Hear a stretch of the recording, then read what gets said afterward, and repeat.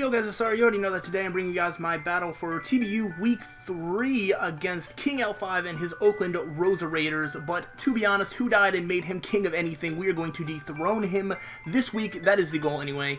And that is all the king puns that I have. So they're out of the way early, you don't need to worry about that anymore. However, this was Week 3, blah blah blah blah blah. I don't remember what else I was going to say. If you guys hear this music in the background, I don't know why it's playing this creepy horror movie version of the Pokemon Center theme song. I don't know how I did it or what is happening right now, but I'm actually really scared that a ghost is going to pop out of my DS and kill me. So I really want to record this as fast as I can so that does not happen. So to quickly run through my team from left to right, as you can see, we have Crocodile. I changed up my team building a little bit this week because I wasn't winning with the other way. So I tried to build a more balanced team and yeah, all that good stuff.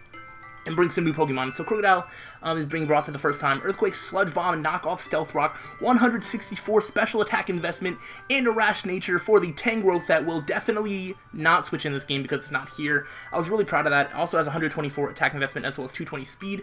To outspeed something, who knows. If you guys want to look longer, you could probably figure it out. But I'm supposed to be doing this way faster, so I want to keep doing this fast. But I was really, it's also Choppleberry, so the Infernape stuff. So I can't die to close combat, then I Earthquake. But yeah, if Tangrowth was here, it would have been great, because if it wasn't Assault Vest, I would be able to 2-hit KO it with Sludge Bomb. Uxie is also being brought for the first time with a Colbur Berry, Physically Defensive, Giga Drain, Heal Bell, Psychic, and Toxic. That Colbur Berry was for the Mega Sharpedo, which is also not here, so you can see that I am doing fantastic with my predictions. Mega Mawile, of course, is here. Sucker Punch, Iron Head, Play Rough, Pain Split, 204 speed investment to outspeed an uninvested Garbodor, which he brought off the bench. My bench switch was to bring Toxicroak off the bench and put Tyrantrum back on, because he had an Empoleon, and but he benched the Empoleon, so if that was still there, Toxicroak might have shown up. But yeah, max HP, 52 attack, Adamant with the Mega Mawile, Sucker Punch, Iron Head, Play Rough, Pain Split. Volcanion is Choice, whoops, I skipped one, but either way, Volcanion is Choice Scarf because I'm looking at it now. Max Special Attack Modest, 236 Speed, and then some HP stuff, Steam Eruption, Sludge Wave, Earth Power, Fire Blast. To go with my other Scarfer, which is Vaporeon, Hydro Pump, Signal Beam, Ice Beam, and Blizzard. It was going to be Hydro Pump, Scald, Ice Beam, Blizzard, and then just go for whatever I need to, but the Signal Beam was for something that resists both water and ice that I don't think he brought. So yeah, there's that. Enough speed to outspeed Infernape and all that good stuff, and then Serena is physically defensive with Rapid Spin, Toxic, Trop, Kick, Synthesis. So that's my team. I took a little bit longer than 2 minutes. I do apologize. I'm so sorry. But let's go ahead and play this game. I wanted to get my Stealth Rocks up because his only hazard removal was Latios, which is Defog. So yeah, I want to get my Stealth Rocks up, and yeah, Crocodile is my Stealth Rocker. So I'm going to do that, and as long as he didn't lead with, I don't know, I pretty much could have got Stealth Rocks up against almost anything. Yeah, so that is exactly what I'm going to do. I'm going to get that Intimidate off. I am Intimidate because I wasn't planning on like sweeping or anything, so I didn't need the Moxie. He is going to switch out, and I am going to get Stealth Rocks up. That is going to be a solid turn 1, which I was super happy about. But now he's going to Intimidate me, and there's just a bunch of intimidation happening right now, and I'm not super okay with that. So after I get these rocks up, I'm going to go ahead and get out of here because I don't like being intimidated like that. I'm the only one that's allowed to do that. And I go into one of my 2 semi-switch-ins, the first one being Uxie. Yeah, I was really scared of a Z-Fly Landorus because that would actually hurt. And Serena would otherwise be a switch-in, but if he goes for the Z-Fly, then Serena is not a switch-in, but he gets up rocks. So we both have rocks, so I'm feeling pretty good about this because I feel like he's probably not going to defog away his hazards since he just put them up. I go for Toxic because the only thing that is immune to Toxic on his team is Garbodor, and why would he switch in Garbodor into my Psychic type? That would not make any sense. And so he does not do that, but he lets his Latios get Toxic. And I have a switch into Latios, and that is my max HP Mega Mawile, and that is what I'm going to switch into. If he was like a Specs Hidden Power Fire set, even a Modest Life Orb, if he went for Hidden Power right now, that would have hurt, but thankfully for me, he did not. So I'm going to go ahead and bring out some more Intimidation because it's okay, it's still on my side, but not the other way around. And he actually goes for the Calm Mind.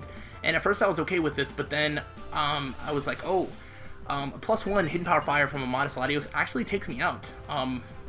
So I need to go for the Sucker Punch, but thankfully because he's Toxic, he can't win the Sucker Punch mind games because I have like 8 of them, and I think he would die to Toxic by then. Play Rough would be a guaranteed KO, so I would have loved to go for the Play Rough.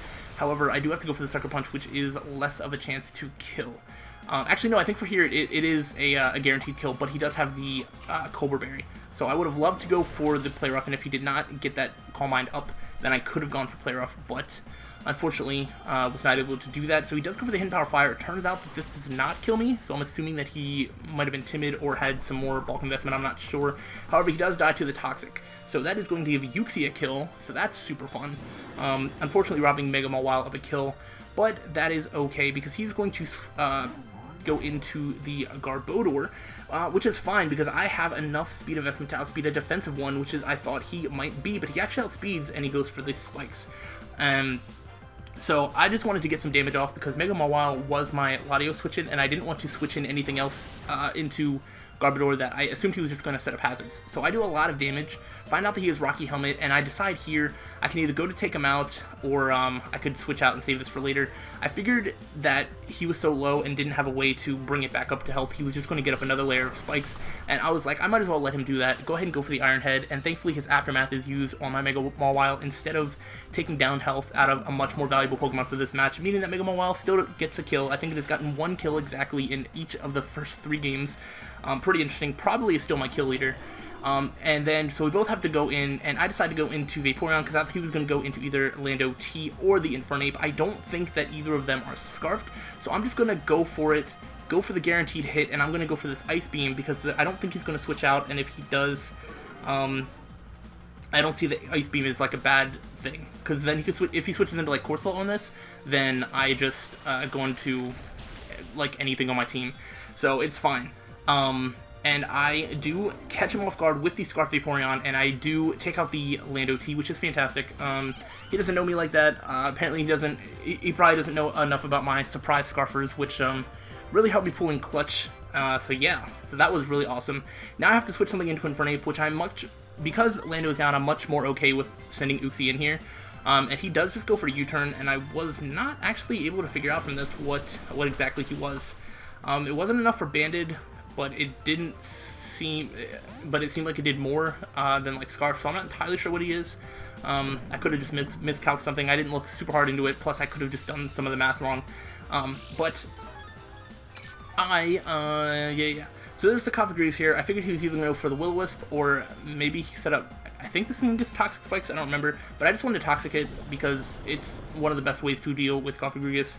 At least with my team, because I didn't want to switch anything in, and he does indeed go for the Will-O-Wisp, and I'm okay with this. I mean, it's going to take a while to wear me down. I'm an Uxie, and I decided that I just wanted to whittle this thing down because it was toxic, and I feel like Uxie's main role was to switch into Lando T and potentially Infernape. Infernape is not an issue for me at this point because I have 2 Scarfers that are faster than Infernape, as well as Crocodile that can take the close combat and kill it. So I have 3 different ways of offensively checking the Infernape right now. So I'm just going to do this 1v1 and let Uxie get worn down in exchange for letting the Cofagrease get worn down. And there's a special defense drop, which matters a little bit. I think in the end it really doesn't matter that much, but in the heat of the moment, I definitely thought that this one mattered because now my Psychics are going to do more. If I try to get a cheeky switch out into any of my other Pokemon, such as a Volcanion or anything like that, my special attacks will be doing more. So there is that, and Psychic does that, and that also is a crit, and so that would matter, but he does go for the rest. So he's going to be able to get the rest up. Now, I guess it probably could be argued that if I didn't get that special defense drop, he would have been able to Nightshade me there, but then I would have been able to kill him, or he'd have to save it for later, so he wouldn't have been able to get the rest up unless he was going to go for it anyway, in which case nothing changes that much. So I do go for the Psychic, but I do know now that his full set is Rest, Sleep, Talk, Nightshade, and Will-O-Wisp, which is looking pretty easy for Volcanion to take advantage of, to be honest, and I can do a lot of damage to Cofagrease, about 50% even if he's specially defensive, and more if he is not, which I wasn't really able to determine from the Psychics. I didn't really bother calculating it. And right here, oh man, he does a really good job of knowing how much Burn does, or he just made a really good guess, because I actually have Giga Drain on this set, and Giga Drain would do a good amount to Corsola. I would actually have been able to 1v1 this Corsola, I believe. If not, I would have gotten some chip damage, so I was hoping to live on 1. I was not able to. because I was faster, and then I could have gone for the Giga Drain, though I do think Corsola gets Sucker Punch, so maybe not. I just go ahead out into the Crocodile because I didn't want to go into my special attackers and get choiced into anything, so I looked, and my Earthquake should kill. There should be no reason why this Earthquake would not kill, and the only things he could switch in, which is Infernape, which would die, and Cofagrigus, which would die to either 2 Earthquakes, or I could Earthquake and then knock off, and then I could just switch into Volcanion or whatever, but he's going to let Corsola go down, probably thinking that I would overpredict, which I almost did. I almost went for the knockoff, but now he's going to set out Infernape, and again, he's just going to fall victim to apparently my pretty good team building for this week, as he goes for the close combat and does not take me out, so he's definitely not banded or anything like that. Thankfully I do live on 17. I am going to go for the Earthquake, and I am going to be able to take out the Infernape, and now that's all that's going to leave is the Cofagrigus. Now, normally in most situations, if I was not sure of what the Cofagrigus was, I would just go for knockoff and I would try and kill it. However, I really want to preserve differential. My division so far in the TBU has not been looking too swell, and any sort of way I can get ahead, I'm going to take. And since I know his full moveset, I know that there's a good chance that Volcanion can pull this off. And if Volcanion doesn't, then I just easily switch back into Crocodile or Vaporeon, and I still will be able to win this battle. So there is still a way that this would kind of not work out for me. I kind of miscounted sleep turns, and I didn't know how much the hazards were going to do to me. So if he went for Sleep Talk, if he got Nightshade, that would have put me at 44 health, which means that another Nightshade would have taken me out. However, he gets the rest, and that is going to determine the differential of this game, because I'm going to go for the Steam Eruption. This time I'm not going to miss, thank goodness, and the Cofagrigus is going to go for the Nightshade. And so yeah, so if he had gotten Nightshade on that on the Sleep Talk, then Volcanion would not have been able to kill this thing, but the Cofagrigus would have been at a low enough health that either Vaporeon could have taken it out, or Crocodile would have been able to take it out. So thankfully, it does kind of work out in my favor, and I am able to pick up the 4-0 victory, our first win for the season of the TBU. I really feel like I was a little bit more creative with my sets. I brought the dual Scarfers back.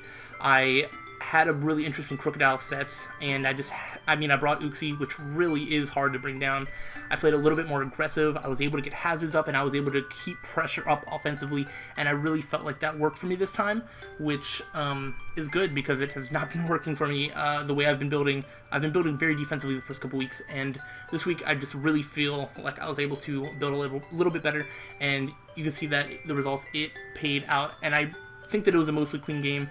Again, the differential probably would have been 3-0 if he got the Nightshade with that Sleep Talk. And honestly, I didn't even know that he was going to stay asleep for another turn. That's not some massive prediction by me. He could have just went for Nightshade. I was hoping that I'd just be able to take 2, which I wouldn't have. But then again, if he would have killed, I could have sent out Crocodile, and then it still would have been a 3-0 victory. So I didn't really risk differential. I just did what I could to get myself the better differential. So the only thing that was going to happen was either be a 4-0 or a 3-0. So that is this game, and my DS is actually dying, probably because of the spooky music that is hearing again. My DS is scared. So before my DS dies, I'm going to go ahead and end this video here. Next week, I actually don't know who we're playing, so you're just going to have to stay tuned for next week. Week 4, it's going to be great. Wait to see. I can't wait to see you then. Till then, all that good stuff. You know what I meant to say. Either way, thanks for watching, and until the next time, guys, stay sly.